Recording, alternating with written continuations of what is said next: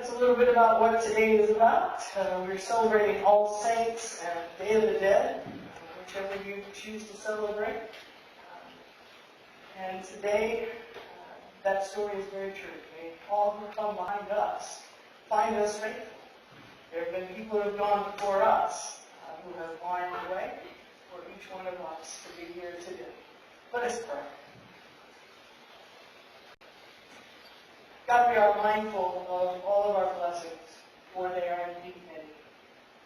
We're grateful for our denomination for 50 years, and for the opportunities that we've had these past 5 weeks to look back and to see the many ways in which you have opened doors, which the good news has been shared, and which lives have been changed and saved. What a remarkable move of your Spirit in our world. And we are grateful to be a part of it. It is exciting. It is life-changing. It is life-giving. And we're grateful that you have given us a gift of faith that will continue to push us on, to continue to serve you, to make this world a better place for all of us to live.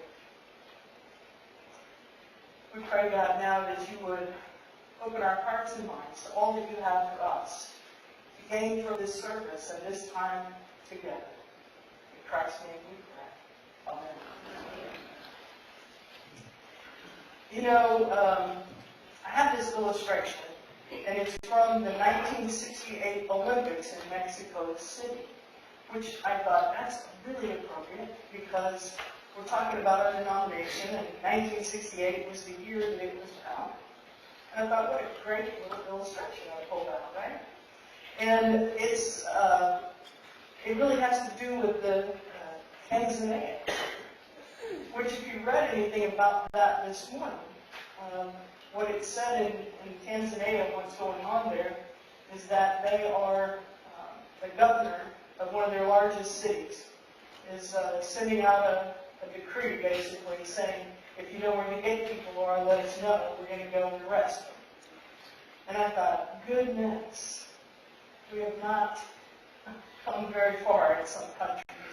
So we are ever so needed, and Troy's words ring true for us today. I'm going to go ahead and use this, just because I think it's important. And I think that God has a way of putting things together that we have no idea where it even comes from. But in those 1968 Olympics in Mexico City, there was a Tanzanian runner. His name was John Stephen Akwara, and he was the last runner in the marathon. He came in about an hour and a half after the winner, and he was practically carrying his leg because it was so bloody and bandaged because he had fallen. When asked, why did you keep going? He said, you don't understand. Maybe I understand a little bit now. He said, my country did not send me 5,000 miles to start a race. They sent me to finish, which is a really good thing. But now I'm kind of wondering about it a little bit. But finishing the race is what the writer of Hebrews addressed beginning in the 12th chapter. Finishing the race is critically important for all of us who would be followers of Jesus. And in these verses, the writer gives us several words of advice to help us run the race of faith to the end of the course. The first is to remember that we are surrounded by a great cloud of witnesses. And we can be inspired by those who have gone before. That song just said it all. We have a great cloud of witnesses around us. There are people here that you know that were here many, many years. And you can feel their spirits sometimes, I think, surrounding us when we worship, celebrating with us. But the scripture says, therefore. And when it says therefore, we have to make sure that we link ourselves back to what was said before. And it links us back to the examples produced in chapter 11. Hebrews chapter 11 was known as the faith chapter. And on this account, both of these should be read sort of in connection. The entire 11th chapter is a litany of those who have lived their lives in a faithful manner, deemed by God. For instance, Hebrews 11:7 mentions Noah. Do you remember Noah? He spent at least over 100 years of his life building an ark. Can you imagine? Have you ever felt impatient with the speed of God's plan?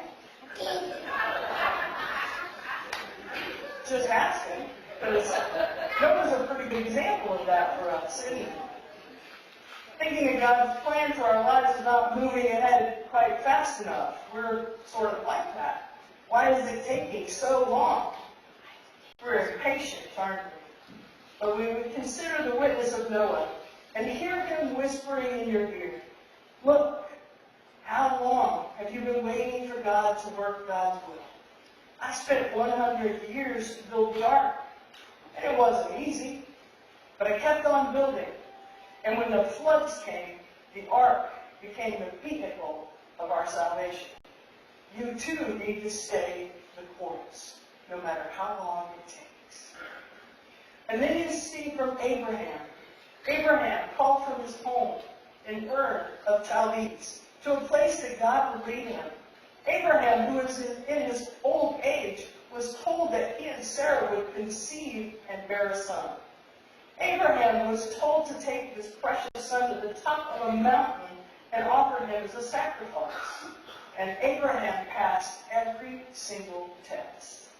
So when you're uncertain concerning the life that God has called you to, unsure of God's will, listen for Abraham.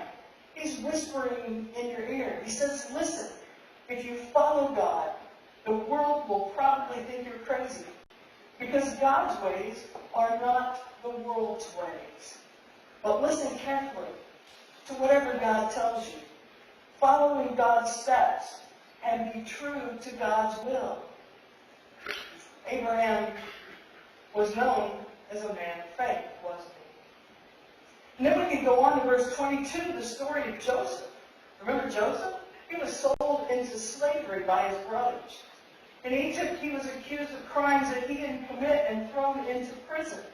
He was forgotten by those that he had helped. He was down about as low as a person can get. Yet he remained true to God. And then the tables were turned. And suddenly, he was made very powerful. Second only to the Pharaoh in all of Egypt. He has control of money and grain and food and people.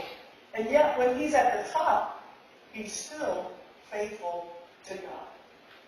So here's Joseph saying, look, it doesn't take much to be faithful when things are going your way. But when you're at the bottom and everything seems to be falling apart, make sure that you remain faithful. The list goes on. There's Moses and Samson and Samuel and David and more besides.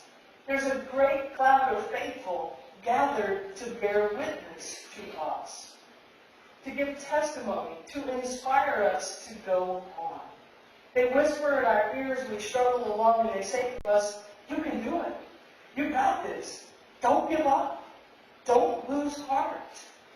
You can succeed as we succeed. The picture here, I think, is one of a great stadium. Of course, it's football season, so that isn't hard for me to imagine.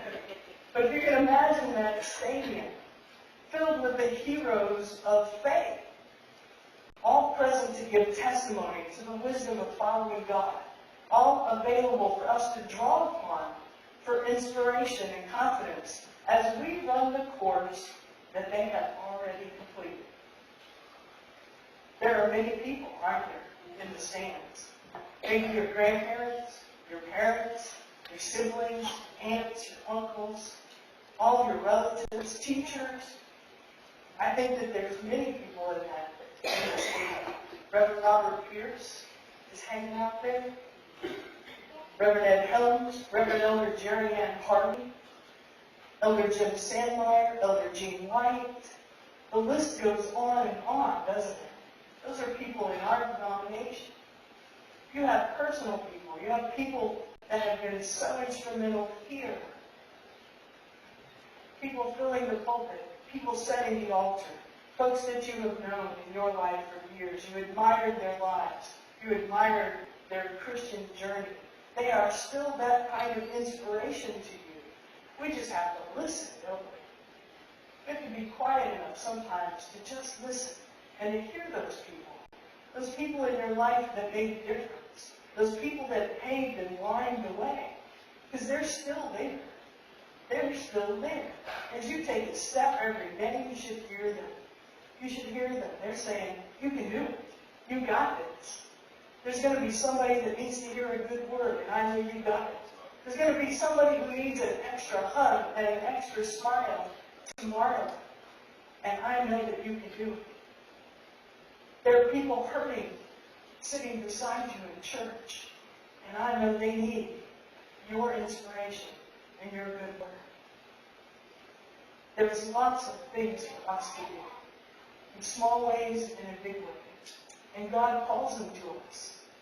You may not have to build an ark, I hope not. But whatever God calls you to build, build it. Build it with patience. Take the time that God has for you, and know that there's encouragement. The next word of advice that we're given is to lay aside every hindrance. The word rendered here in the scripture is weight. It does not occur anywhere else in the New Testament. Its usual meaning is that of a weight or a burden. The runners in the games had to be careful not to encumber themselves with anything that was heavy, and in every way to remove what would be a hindrance to them. They were careful not to allow anything that would be a weight to them. You know, as applied to Christians, it means that we should remove all of which would obstruct our progress in the Christian course. So it's fair to apply it to anything which impedes our efforts to endure to the end of the race. It's not the same thing in all persons. In one person, it might be pride. In another, it could be vanity. In another, worldliness. In another, an uncontrolled temper. In another, it could be a corrupt imagination. In another, a hardened heart. Maybe you're consumed with the attachment to possessions or hobbies or wealth or a career. Whatever it is, we're encouraged to lay it aside. And this general direction may be applied to anything which prevents us from our journey. And our journey is to eternal life. Scripture says, throw aside the sin which so easily entangles us. It denotes what is near or what is at hand or readily occurring in our lives. It draws the picture of sort of a long road with the hem of which entangles our legs as we strive to run. When I sit down, these things entangle me. And so maybe I should just throw it off. I don't know. I found some of them on the ground after a while. But it's sort of like that. Our sin, the things that distract us, they tangle us up a little bit. They tangle our feet. And those are sins to which we are most exposed and most particularly liable. To those which we are exposed by our natural temperament or disposition, sins to which we are exposed from some special weakness in our character. And in some, it's pride, in some, it's laziness or greed or ambition. You can fill in the blank. Those in which we freely indulged before we became Christians, those will be the ones that likely return with power. And we are far more likely, due to familiarity, to fall back into them than any other. So we get tangled up sometimes. We do, in our lives, day to day. There are those sins to which we are exposed by our profession, by our relations to others, or by our situation in life. And on some points, we may be in no danger. We may be strong enough not to be susceptible to certain entanglements in our lives. But everyone has one or more weak points in their character. And it's there that we are particularly exposed. And this is the point which has to be guarded and strengthened. And perhaps the most important word of advice is the third one, to fix our eyes on Jesus. The Greek word indicates the act of looking away from things that might distract us and fixing our gaze on Jesus. We cannot be distracted by those weights and sins that we have left aside. We can be distracted by our fellow runners, concerned with how they're running compared to ourselves. In Luke 6, the scripture says, "Why do you look at the speck that is in your sibling's eye, but do not notice the log that is in your own eye?" It's much easier, isn't it? Much easier to point to them and go, "Well, look at what they're doing," you know? Not to look at what we're doing. So we can't get caught off guard by those things. We have to be in this race. And we're in the race, we have to make sure that we're not tangled up. There's no single winner of this race. Everybody who finishes wins the race. We need to keep our eyes on the one standing at the finish of the course. He's the author and finisher of our faith. Author signifies in general that he's a captain or a leader or the first inventor of a thing. And finisher means he's one who brings the task to completion. As Jesus brought God's promises to fruition by fulfilling the law. The heavenly course of faith was laid out by Jesus, and by him it is completed. And we have to follow in his footsteps. The scripture describes Jesus and says, "Who for the joy that was set before him," the joy of fulfilling the will of God, and tasting death for every person, and having endured the cross and the shame of this great death, he is set down beside God and continuing as our perfect example. We have to keep our eyes fixed and focused on Jesus. Where I come from in Illinois, it's an Amish community. And in that Amish community, of course, it's not unusual for you to see a horse and buggy traveling down the road. And what I noticed from a lot of the horses, when they're being trained, they have blinders on. You ever seen those horses with the blinders on? It's so they don't get distracted. And sometimes I wake up in the mornings and know I need blinders on.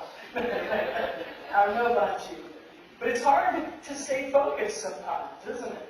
In our world, it is difficult. There are many things pulling on us. We have so much technology, so many things, coming into our brains at such a rapid rate. It is so difficult for us to focus. And so sometimes I think about those little blinders. And sometimes I picture having those on so that I can focus, so that I can fix my eyes where they need to be, which is on Jesus. Knowing indeed that he has a race for me that day to run. He has things for me to accomplish. He has people for me to see. And he has a plan for my life. And to know that it is a plan that will benefit me and benefit those around me. So what we know is that we're called to keep our eyes fixed and focused on Jesus. Jesus has furnished us with the Holy Spirit and will support us with that kind of strength. The same strength that Noah had, Abraham, and all those that have gone before us. And Jesus wants us to win this race. And the good news is that all you have to do is cross the finish line, right? It's not about who's first. It's just about crossing that finish line. Our faith has put us in this context. But it's up to us to complete the course, to endure to the end so we may receive the promised reward. Our God has not left us without support. We have a great cloud of witnesses from whom to draw inspiration and confidence. And we have the perfect example. We have Jesus, our Savior. If we lay aside all weight and all hindrances, all those things that tangle us up, and fix our eyes on Christ, we may one day say, as Paul did, "I have fought the good fight, I have finished the course, I have kept the faith." In the future, there is laid up for me the crown of righteousness, which the Lord, the righteous judge, will award to me on that day, and not only to me, but also to all who long his appearance. May we continue to run the race of faith.